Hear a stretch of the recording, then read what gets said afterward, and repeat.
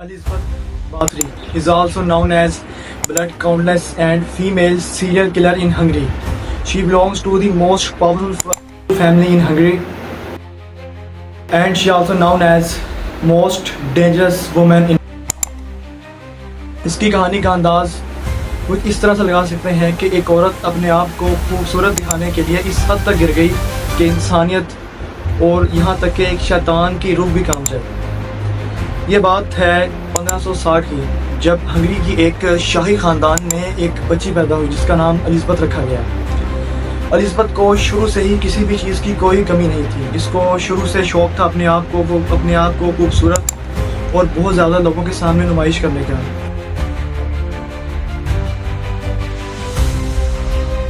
वो एक असीर, अमीर और खूबसूरत औरत थी जिसको किसी भी चीज़ की कोई कमी नहीं थी। इसकी शादी एक फ़ौजी जर्नैल से हुई, जिसके बाद इसने खुशी से अपनी ज़िंदगी का आगाज़ किया। लेकिन लोग नहीं जानते थे कि इसके साथ एक ऐसे पुरस्कार राज भी मौजूद हैं जिनको सोचकर इंसानियत की रूह कांप जाए। ये एक ऐसी औरत है जिसको लोग दुनिया की सबसे ख़तरनाक औरत मानते हैं। इसके महल में छुपे हुए ऐसे राज और ऐसी बातें जिसे सुनकर एक इंसान का दिल, ये सब तो थी इसके बारे में एक बहुत ही ज़्यादा पॉजिटिव बताई जाने वाली बातें। असल कहानी अब शुरू होती है। असल में कहानी शुरू से इस बात पे एक अलग ही मोड़ में जा रही थी कि एलिज़ाबेथ को अपने आप को खूबसूरत दिखाने का इस हद तक शौक़ था कि वो अपनी खूबसूरती को बरकरार रखने के लिए कुछ भी कर सकती थी, कुछ भी से मुराद आखिरी हद तक जा सकती थी। ये औरत बहुत सी मासूम लोगों की जानों को निकलने वाली थी।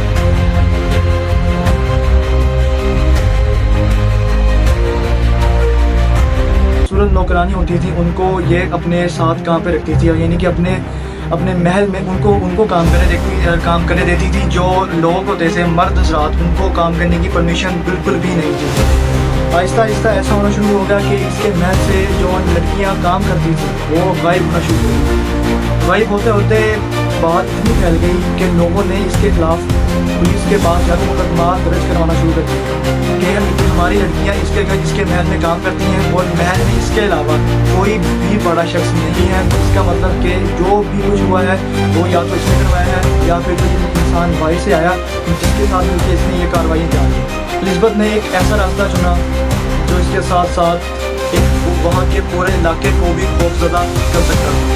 ये नौजवान लड़कियों को पहले अपने पास कैद करके उन्हें ज़हनी टॉर्चर देती, बाद में उन्हें जिस्मानी टॉर्चर देती। उसके बाद उसके जिस्म के टुकड़े करके अपने पास अपने घर के अंदर यानी कि अपने महल के अंदर छुपा लेती।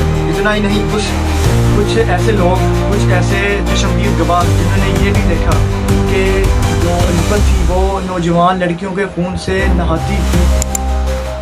ये सुनकर एक आम इंसान के रोंगटे खड़े हो सकते हैं कि एक औरत किस हद तक जा सकती है। इतना ही नहीं, जब पुलिस ने इसके महल पे छापा मारा और इसके महल की पूरी तरह से तलाशी ली गई तो इसके महल से बेशुमार हड्डियाँ, बेशुमार कपड़े और बेशुमार आलात, ऐसे आलात जिससे एक इंसान को आखिरी हद तक नसीहत देकर टॉर्चर किया जा सकता था। इसके अलावा इसके महल से दीवारें थी एक कमरे की, उसके दीवारों में खून और बड़े बड़े टब के अंदर ये नहाती थी और उसके ऊपर सारा खून। फिर एक अंदाजे के मुताबिक जब इससे थोड़ी बहुत तफ्तीश की गई तो एक अंदाजे के मुताबिक इस हद तक बात फैली कि इसने एक दो नहीं, 100-200 नहीं, बल्कि तकरीबन एक अंदाजे के मुताबिक 600 लड़कियों को कत्ल कर दिया था। 600 लड़कियाँ। लेकिन अब वो एक शाही ख़ानदान से ताल्लुक़ रखती थी तो लिहाजा कोर्ट उसके खिलाफ फैसला नहीं सुना सकती। इसके लिए इन्होंने एक अलग रास्ता इख्तियार किया।